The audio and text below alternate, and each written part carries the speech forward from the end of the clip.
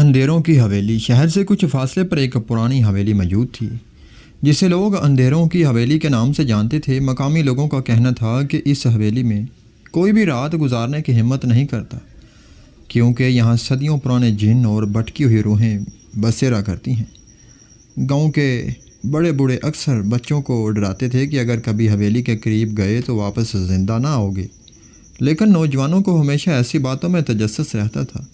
اسی تجسس میں ایک رات 3 دوستوں نے فیصلہ کیا کہ وہ اس حویلی کے اندر جا کر دیکھیں گے کہ اصل حقیقت کیا ہے۔ ان کے ذہن میں یہی تھا کہ یہ سب کہانیاں محض ڈرانے کے لیے گھڑی گئی ہیں۔ وہ رات کے اندھیرے میں لالٹین اور ٹارچ ساتھ لے کر نکلے۔ جیسے ہی وہ حویلی کے قریب پہنچے، ایک ٹھنڈی ہوا کا جھونکا ان پر پڑا جس نے ان کے دلوں میں ہلکی سی لرزہ طاری کر دی، مگر وہ اپنے قدم نہیں روکے۔ حویلی کا مرکزی دروازہ بوسیدہ اور بوسیدہ لکڑی کا بنا ہوا تھا۔ جب انہوں نے اسے دھکیلنے کی کوشش کی تو چڑچڑاہٹ کی خوفناک آواز نکلی جو سن کر ان کا دل بیٹھنے لگا۔ اندر داخل ہوتے ہی گھوپ اندھیرا اور بوسیدہ بدبو نے ان کا استقبال کیا۔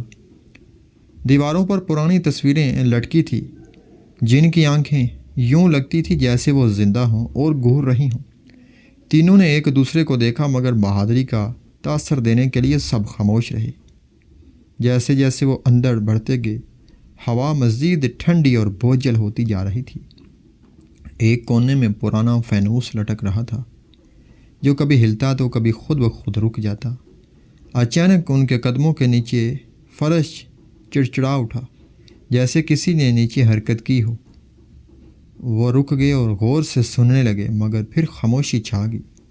ان کے دل کی دھڑکن تیز ہو چکی تھی، لیکن اب واپسی ممکن نہ تھی کیونکہ تجسس انہیں مزید آگے لے جا رہا تھا۔ وہ ایک لمبی راہداری میں داخل ہوئے جہاں پرانے آئینے لگے تھے۔ جیسے ہی انہوں نے اپنی جھلک دیکھی تو حیران رہ گئے۔ عکس میں ان کے چہرے مسخ شدہ اور خون آلودہ نظر آ رہے تھے۔ ایک دوست نے غصے میں آئینہ توڑ دیا، مگر ان کے ساتھ ہی ایک خوفناک چیخ گونجی اور ٹوٹے ہوئے شیشوں کے ٹکڑوں سے خون رسنے لگا۔ تینوں دوست پیچھے ہٹ گئے، مگر آئینوں میں اب ان کے عکس ہنسنے لگے۔ وہ جتنا آگے بڑھتے اتنا ہی ہنسنے کی آواز تیز ہو جاتی۔ اچانک ایک آئینے سے سایہ نکل کر ان کے پیچھے لپکا۔ وہ اندھا دھند بھاگنے لگے۔ ان کے قدموں کی آواز خالی راہداری میں گونجتی اور دلوں کو دہلا دیتی۔ وہ سوچ رہے تھے کہ یہ سب مذہب وہم ہے، لیکن جب سایہ ان کے بالکل قریب آیا تو اس کی سانسوں کی ٹھنڈک ان کے جسم میں اتر گئی۔ وہ ایک بند کمرے میں گھس کے اور دروازہ زور سے بند کر لیا۔ مگر اب یہ سوال یہ تھا کہ کیا وہ اس کمرے میں محفوظ ہیں یا نئی مصیبت میں پھنس گئے ہیں۔ کمرے کے اندر گھوپ اندھیرا تھا۔ انہوں نے ٹارچ جلائی تو دیکھا کہ درمیان میں ایک پرانی گڑیا رکھی ہوئی ہے جو جھولے پر بیٹھی تھی۔ اس کی آنکھیں سرخ روشنی سے چمک رہی تھی اور ہونٹوں پر ایک شیطانی مسکراہٹ تھی۔ اچانک گڑیا خود بخود جھولنے لگی اور پھر قہقہ لگانے لگی۔ یہ آواز کسی بچے کی ہنسی جیسی تھی، مگر اس میں اتنی دہشت تھی کہ تینوں دوست کانپنے۔ گڑیا جھولے سے نیچے گری اور زمین پر رینگنے لگی۔ ایک دوست نے چیخ مار کر اسے لات ماری، مگر گڑیا نے اس کی ٹانگ پکڑ لی۔ باقی دونوں نے مل کر اسے کھینچا تو بڑی مشکل سے جان چھوٹی۔ گڑیا کی آنکھوں سے مزید روشنی پھوٹنے لگی اور دیواروں پر دراڑیں نمودار ہونے لگی۔ اچانک گڑیا پھٹ گئی اور اس میں سے کالا دھواں نکل کر پورے کمرے میں پھیل گیا۔ وہ کھانستے ہوئے زمین پر گرنے لگے اور جب آنکھیں کھولی تو وہ خود کو ایک بالکل نئے کمرے میں پاتے ہیں۔ یہ نیا کمرہ پچھلے کمروں سے مختلف تھا۔ دیواروں پر پرانی پینٹنگز لگی تھی جن پر لوگوں کی اذیت دکھایا گیا تھا۔ درمیان میں ایک لمبا صوفہ تھا جس پر ایک سایہ نما شخص بیٹھا ہوا تھا۔ اس کی آنکھیں اندھیری اور چہرہ دھندلا تھا۔ وہ آہستہ آہستہ اٹھا اور ان کی طرف بڑھنے لگا۔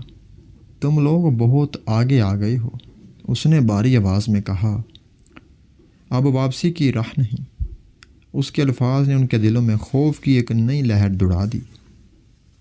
دیواروں پر ہاتھوں کے نشانات ابھرنے لگے جیسے درجنوں لوگ اندر سے نکلنے کی کوشش کر رہے ہوں۔ ان کی چیخیں پورے کمرے میں گونج رہی تھی۔ تینوں دوست بھاگنے کے لیے ادھر ادھر دیکھنے لگے، لیکن کوئی دروازہ نہیں تھا۔ وہ سایہ مزید قریب آیا اور ان کے کانوں میں سرگوشی کی، اب تم بھی اس قید کا حصہ ہو۔ اس لمحہ کمرہ لرزنے لگا اور زمین ان کے قدموں کے نیچے پھٹنے لگی۔ وہ خلا میں گرنے لگی اور اچانک ایک اور حال میں جا پہنچے۔ اس حال میں سینکڑوں موم بتیاں جل رہی تھیں، لیکن ان کی روشنی کے باوجود ماحول مزید خوفناک لگ رہا تھا۔ دیواروں پر پرانے زمانے کے نوشتے تھے، جنہیں دیکھ کر لگتا تھا کہ کسی نے سیاہ جادو کے عمل کیے ہوں۔ حال کے درمیان ایک بڑی کرسی رکھی تھی، جس پر ایک عورت بیٹھی تھی۔ اس کے بال بکھرے ہوئے، چہرہ زرد اور آنکھوں میں عجیب سی چمک تھی۔ جیسے ہی اس نے ان کی طرف دیکھا، اس کے ہونٹوں سے خون ٹپکنے لگا۔ اس نے کہکا لگایا اور کہا، صدیوں سے کوئی اس حویلی میں قدم رکھنے کی ہمت نہیں کرتا، مگر تم آ گئے ہو، اب تم زندہ واپس نہیں جاؤ گے۔ تینوں دوست سکتے میں کھڑے ہو، ان کے جسم کانپ رہے تھے۔ ایک نے ہمت کر کے کہا، ہم بس یہاں سے جانا چاہتے ہیں۔ عورت نے زور سے چینخ مار کر کہا، واپسی صرف لاش کی صورت میں ہو سکتی ہے۔ اور پورا حال لرزنے لگا۔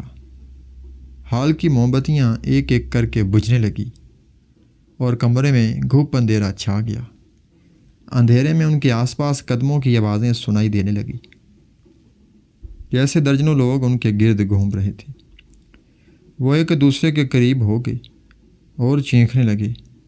اچانک کسی نے ایک دوست کے کندھے پر ہاتھ رکھا۔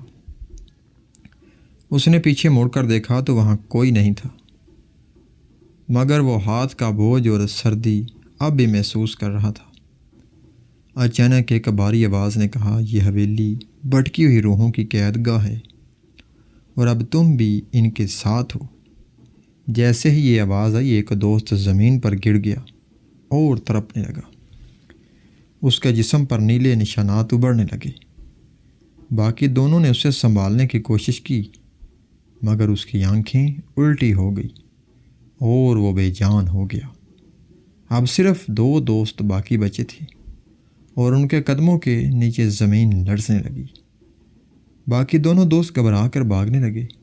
وہ ایک راہداری میں پہنچے جہاں کھڑکیوں سے چاند کی مدھم روشنی اندر آ رہی تھی، مگر ہر کھڑکی کے باہر کوئی نہ کوئی سایہ کھڑا تھا جو انہیں گھور رہا تھا۔ وہ بھاگتے بھاگتے ایک کمرے میں پہنچے جہاں ایک پرانا صندوق رکھا تھا۔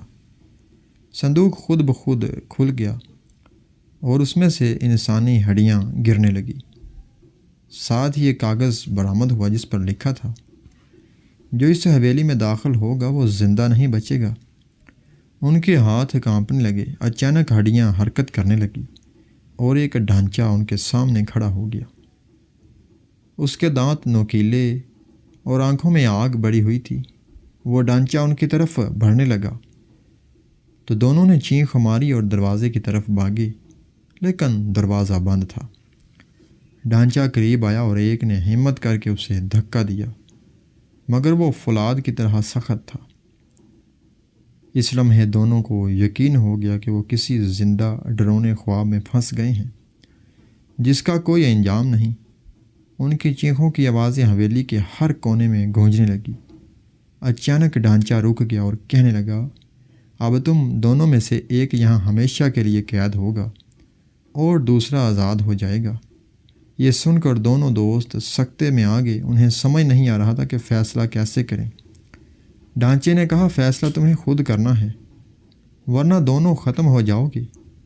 دونوں ایک دوسرے کو دیکھنے لگے۔ ایک نے کہا، ہم میں سے کوئی بھی دوسرے کو قربان نہیں کرے گا۔ مگر جیسے ہی یہ الفاظ ادا ہوئے، کمرے کی دیواریں سکڑنے لگی اور چھت نیچے آنے لگی۔ وہ دونوں چیخنے لگے اور ڈھانچے سے رحم کی بھیک مانگنے لگے، مگر وہ سرد ہنسی ہنستا رہا۔